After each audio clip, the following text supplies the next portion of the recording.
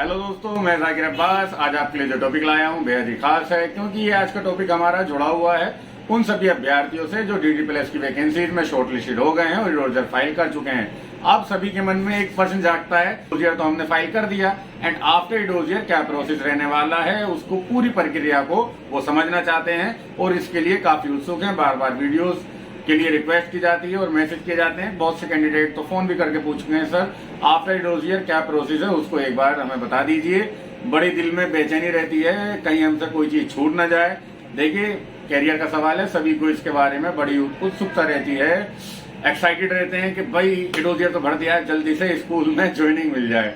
तो आप सभी को बहुत बहुत शुभकामनाएं जिन्होंने इडोजियर भरा है। चलिए हम आपके आज के टॉपिक की शुरुआत करते हैं और अच्छे से समझाएंगे, सभी चीजों को अच्छे से समझ कर चलना, ताकि आपसे कोई भी चूक ना हो जाए जिसका खामियाजा कैंडिडेट को बाद में भुगतना पड़ता है साथियों, गलती होने के बाद। तो आप सभी सचेत रहें। हमारी पूरी कोशिश है कि आपको हर छोटे से छोटे प्रोसेस से अच्छी तरह अवगत कराया जाता रहे। समय से पहले ही आपको हर प्रोसेस से अवगत करा दें, इंट्रोड्यूस करा दें, अच्छी तरह समझा दें।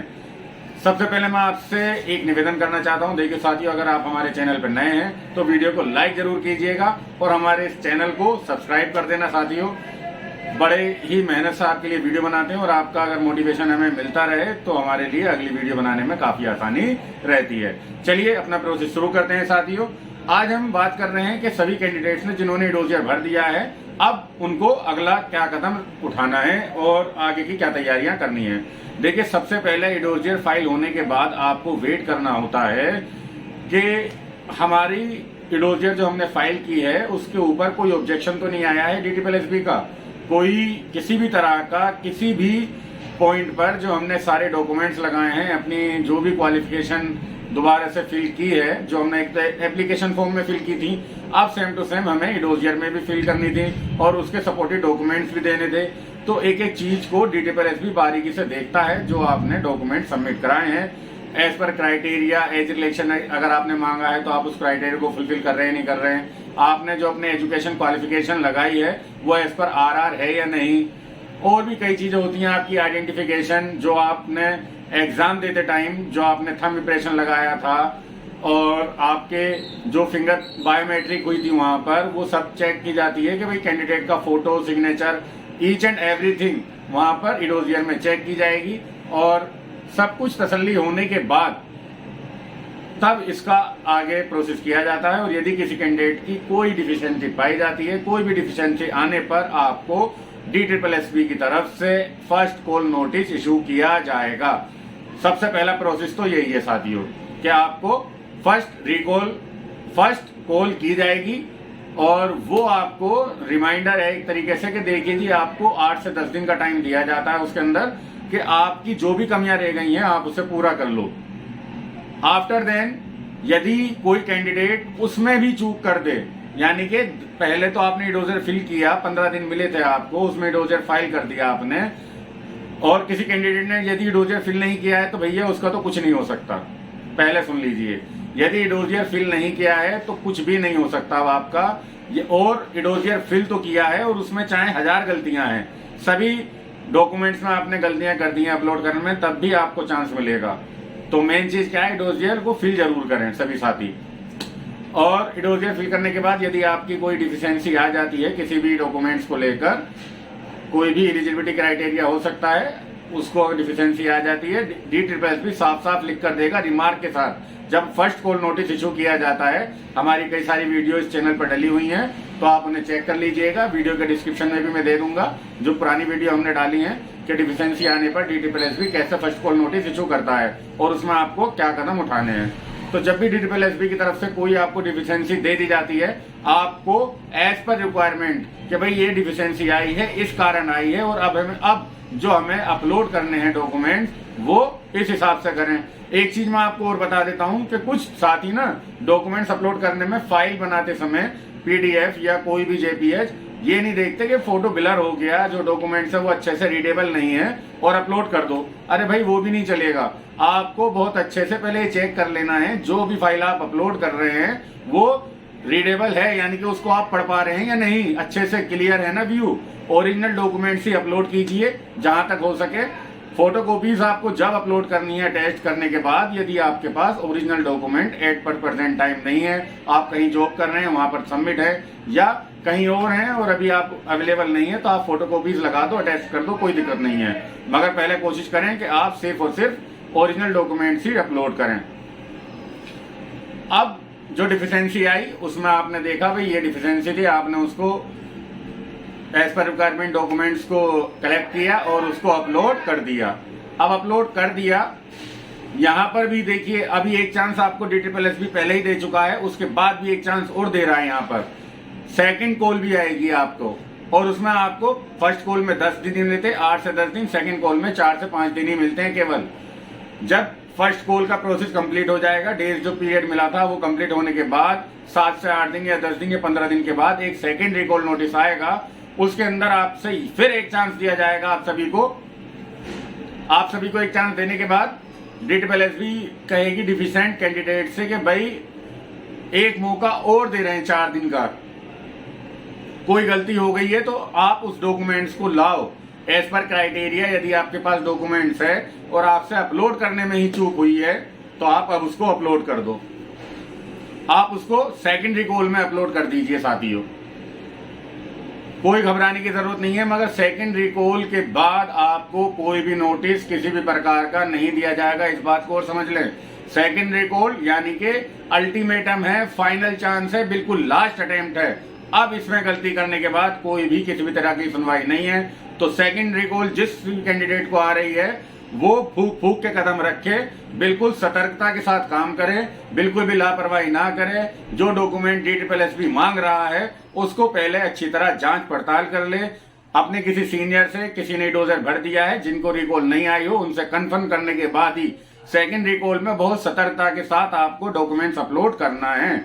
उसमें अपने आप मत करना, किसी सीनियर से ही सलाह लेने के बाद अपलोड करना। मैं तो यही कहना चाहूंगा आपसे। चलिए, सेकेंड रिकॉल का प्रोसेस खत्म हो गया। अब यहां पर खुशियों की लहर आती है, फाइनल कट ऑफ, और सभी के दिलों में उमंग भर जाती है कि भाई फाइनल कट ऑफ में नंबर आ गया और अब मिशन फतेह कर लिया, भाई झंडा गाड़ दिया, फाइनल कट ऑफ में नंबर आ गया, अब कोई दिक्कत नहीं है। वाकई यहां पर आपका 90% मैं कहता हूं कि फाइनल कट ऑफ में आने के बाद आप बिल्कुल 100% तो नहीं कहेंगे कि 100% आ ही गया, मगर 90% भाई अब कोई दिक्कत नहीं आने वाली है यदि आपके डॉक्यूमेंट्स में कोई कमी नहीं है। आगे अभी और भी चेकिंग है, अभी प्रोसेस को देखते रहते हैं आगे क्या क्या कड़ियां हैं, अभी उसको एक एक करके मैं आपको समझा रहा हूं, आप समझते रहिए। भाई फाइनल में नंबर आ गया, फाइनल में नंबर आने के बाद बिल्कुल एक दिल को सुकून मिलेगा, हाँ जी अब हमने फतेह कर ली है, मिशन सक्सेसफुल हो चुका है। अब आगे की जो है जानकारी वो देगा आपको आपका डिपार्टमेंट। यहां से DSSB का काम हो गया जी समाप्त। DSSB ने अपना शटर कर लिया डाउन, शटर डाउन।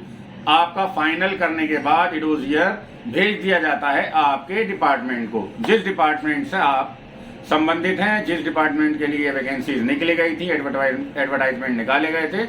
अब DSSB कहता है भाई आगे की जिम्मेदारी आप संभालिए, हमने अपना काम पूरा कर लिया, ये कैंडिडेट हैं, ये रोल नंबर हैं और हमने अपनी तरफ से वेरिफिकेशन कर लिया है, अब गेंद आपके पाले में है, आप संभालिए। और आपकी पूरी जिम्मेदारी है कि आप कैंडिडेट की आइडेंटिटी से लेकर क्वालिफिकेशन तक हर चीज को अपने आप परखिए।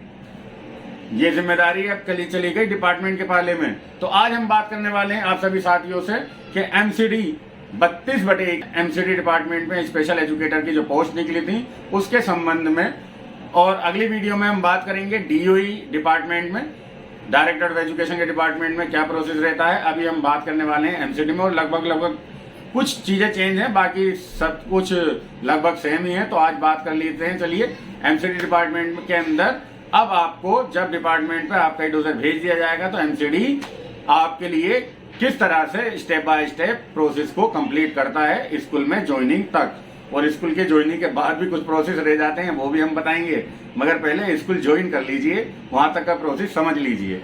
चलिए मैं आपको बता देता हूं।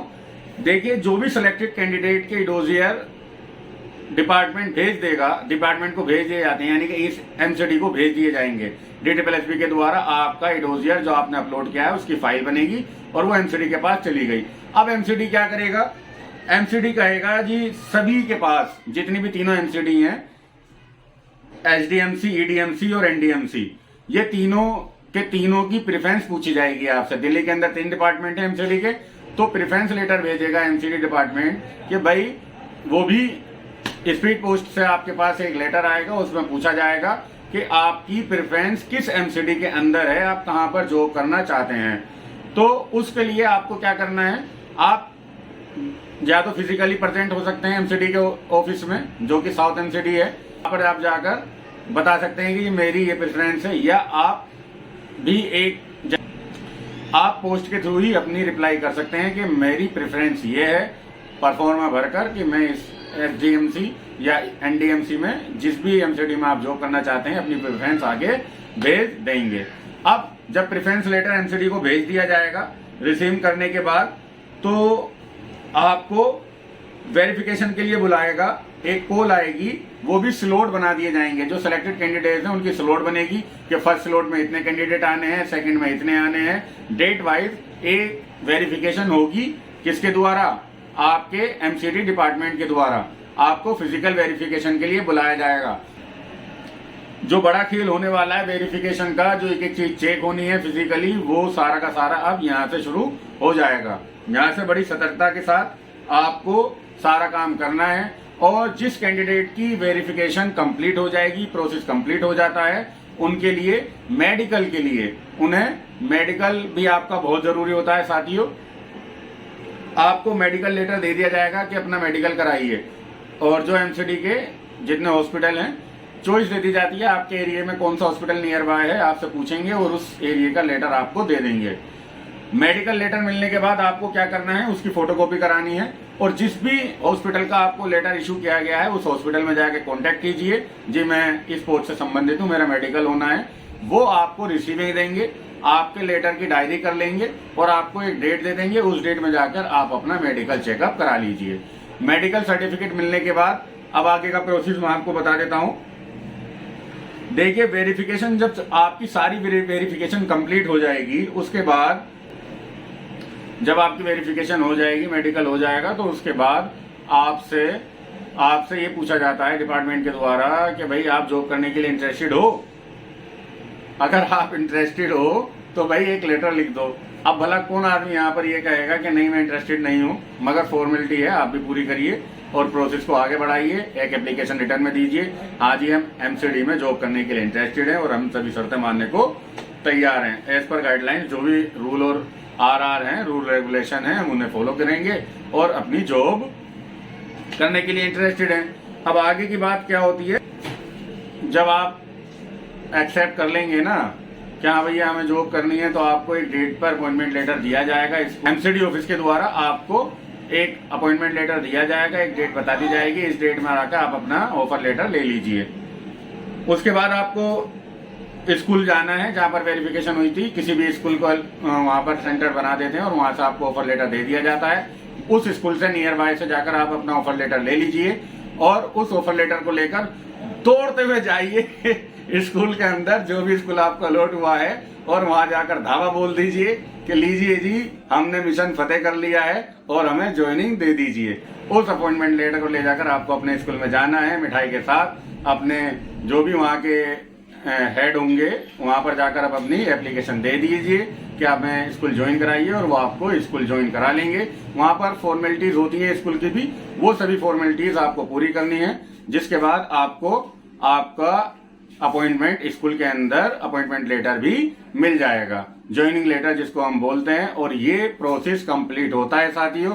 आगे के अभी इसके बाद और भी कई प्रोसेस हैं, प्रोबेशन पीरियड, वो हम अगली वीडियो में बता देंगे। आज के लिए इतना ही बहुत है, अभी इतना ही आप समझ लें और इसकी तैयारी करें। आप पसंद आई हो तो वीडियो को लाइक जरूर करना और चैनल को सब्सक्राइब करना मत भूलना साथियों, ताकि अभी आगे के और भी प्रोसेस हैं वो आपको टाइम टू टाइम पता चलते रहें। धन्यवाद साथियों। वीडियो